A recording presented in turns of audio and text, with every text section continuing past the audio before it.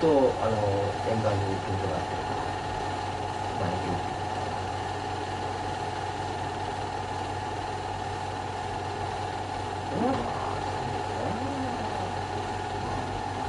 ゴミだらけだね。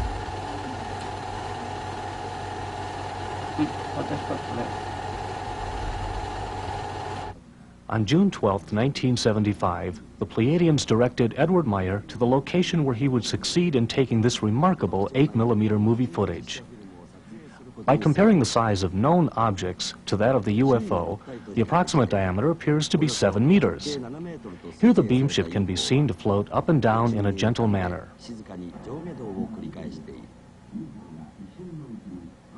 But as we continue watching, we will soon realize that this film contains a rare sequence, the moment when the UFO disappears suddenly.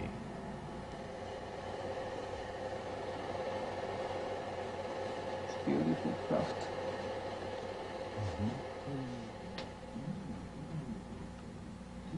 Meyer says that the beam ship can travel through multiple dimensions. We assume that this is that moment of transformation.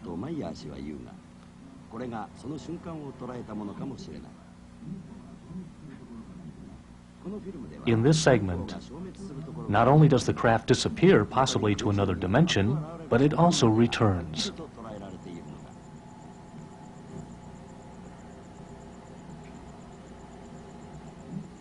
Next, the film is checked to determine if some type of trick has been used, beginning the examination where the object disappears and reappears.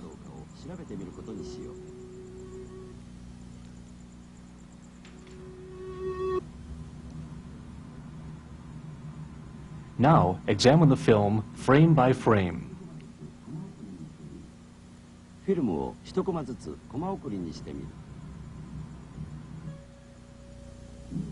It is discovered that the actual disappearance occurs in only one frame, in less than 1/20th of a second. After extensive analysis was completed on this segment of the film, it became clear that there was no trickery involved. Now, examine the exact moment that the UFO reappears. This time as well, there is no detection of trickery. Surprisingly, when the craft appears, the frame becomes very bright.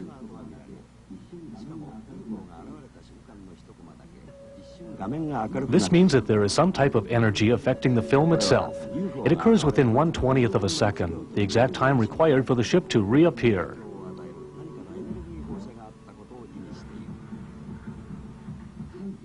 In June of 1975, Mr. Meyer set his 8mm movie camera on automatic, so both he and the beam ship could be captured in the same scene.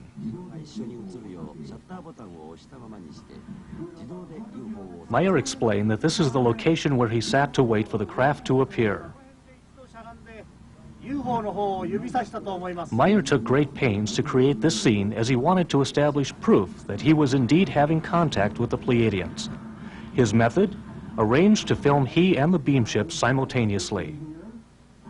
And then the second time I was sitting here. During the first few moments of this segment, the craft is not visible because the NTV video camera that filmed off of Meyer's original 8mm footage has a smaller viewfinder. The zoom work is being done by the Japanese video crew. The small camera is set on automatic and secured to the tripod.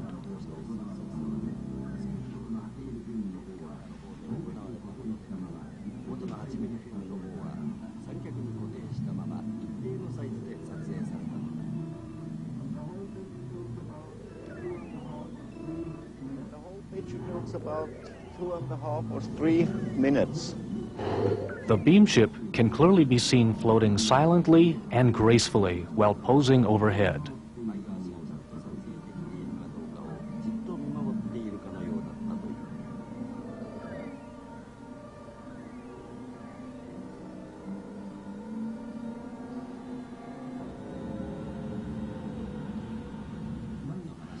Meyer says a strange calm prevails just prior to the appearance of the craft.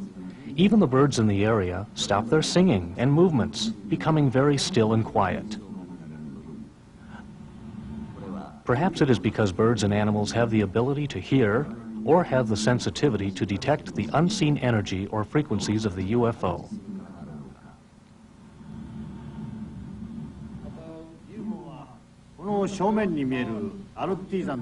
Meyer shows Yowie the location where the beam ship first appeared and explained that it moved from left to right, right to left, and then back again left to right. The beam ship can be seen hovering above the mountain at Hassenbo. Then suddenly the ship begins to move. Closely studying the movement of the craft, it seems possible that the object is suspended on a string, perhaps connected to a long pole. But carefully watch the branches of the tree, which is to the right of the screen. It is obvious that the wind is blowing fiercely. But the beam ship remains perfectly still. This observation leads us to believe that the ship is not a small model suspended by a string. If the ship were suspended by a string attached to a pole, a different form of movement would be seen. The beam ship can be seen to stop in midair, without any form of hesitation and no wind-related movements. If the object were a model suspended in some manner, it would react much differently in a strong gusty wind. This ship stops and does not waver. When the beam ship begins to move, it sails smoothly without any hesitation. This indicates that there is no physical obstruction of any kind.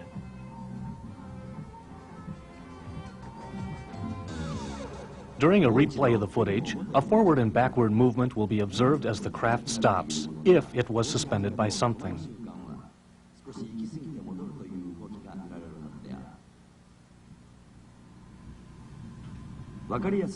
For convenience sake, lines will be drawn where the ship stops and where it begins moving, affording the observation of any unusual wobbling or swaying. It is obvious that the beam ship stops abruptly.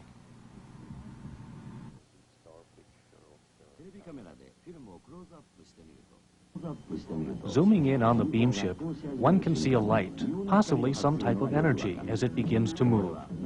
The understanding of what this is, or could be, is limited. Only theories exist.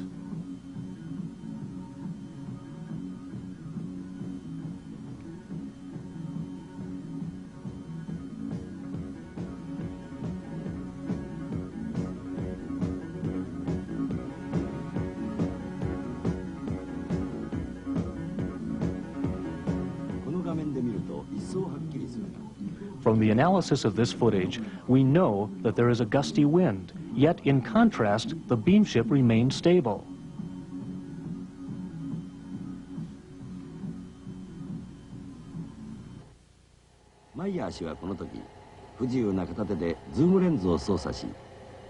At this time, Meyer was using the zoom lens on the 8mm camera. A difficult feat for a man with one arm, and the reason for the lack of centering in the viewfinder.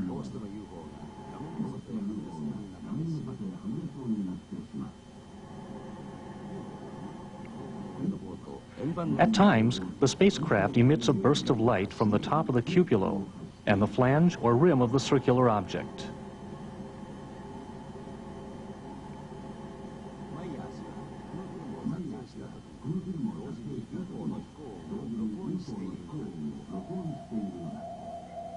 While filming this segment, Meyer recorded the sounds of the beam ship, as indicated by the Japanese subtitles. この時、マイヤー氏が撮った UFO の音を聞くと、UFO が近づくにつれて吹きつけてくるエネルギーの風がマイクに大きな音を。Watching the footage and listening to the recorded sounds, one can readily determine that when the craft moves closer to the recorder, the strength of the noise increases, thus indicating the strong vibrational frequencies emitted by the ship.